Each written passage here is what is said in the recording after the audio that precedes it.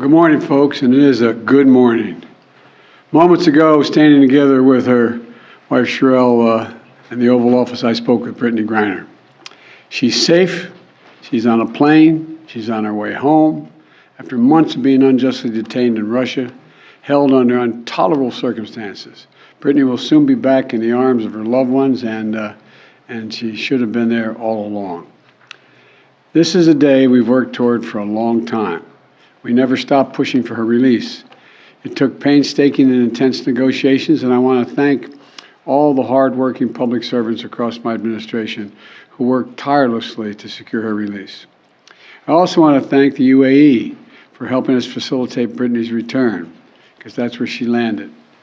These past few months have been hell for Brittney and for Charlie and her entire family and all her teammates back home.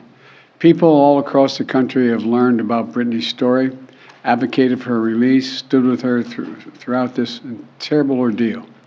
And I know that support meant a lot to her family. I'm glad to be able to say that Brittney's in good spirits. She's relieved to finally be heading home. And the fact remains that she's lost months of her life, experienced a needless trauma, and she deserves space, privacy, and time with her loved ones to recover and heal from her time being wrongfully detained. Brittney is an incomparable athlete, a two-time Olympic gold medalist for Team USA. She endured mistreatment and a show trial in Russia with characteristic grit and incredible dignity. She represents the best about America, just across the board, everything about her. She wrote to me back in July. She didn't ask for special treatment, even though we've been working on a release from the day one. She requested a simple quote, "Please don't forget about me and the other American detainees. Please do all you can to bring us home." We never forgot about Brittney. We've not forgotten about Paul Whelan, who's been unjustly detained in Russia for years. This was not a choice of which American to bring home. We brought home Trevor Reed when we had a chance early this year. Sadly, for totally illegitimate reasons, Russia is treating Paul's case differently than Brittney's. And while we have not yet succeeded in securing Paul's release, we are not giving up. We will never give up. We remain in close touch with Paul's family, the Whelan family, and my thoughts and prayers are with them today. They have to have such mixed emotions today.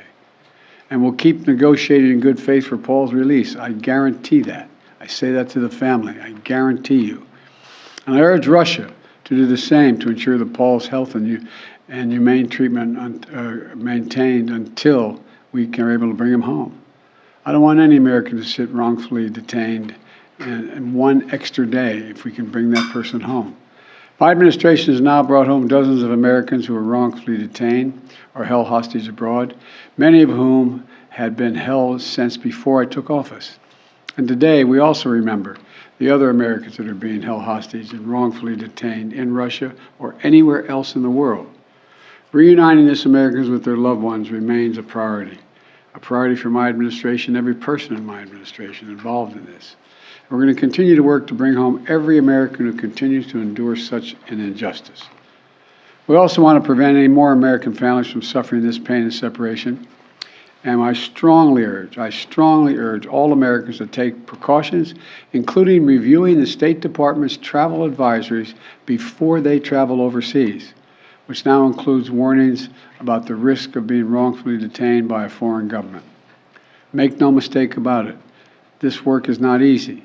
Negotiations are always difficult. There are never any guarantees. But it's my job as President of the United States to make the hard calls and protect American citizens everywhere in the world. Anywhere in the world. And I'm proud that today we have made one more family whole again. So welcome home, Brittney.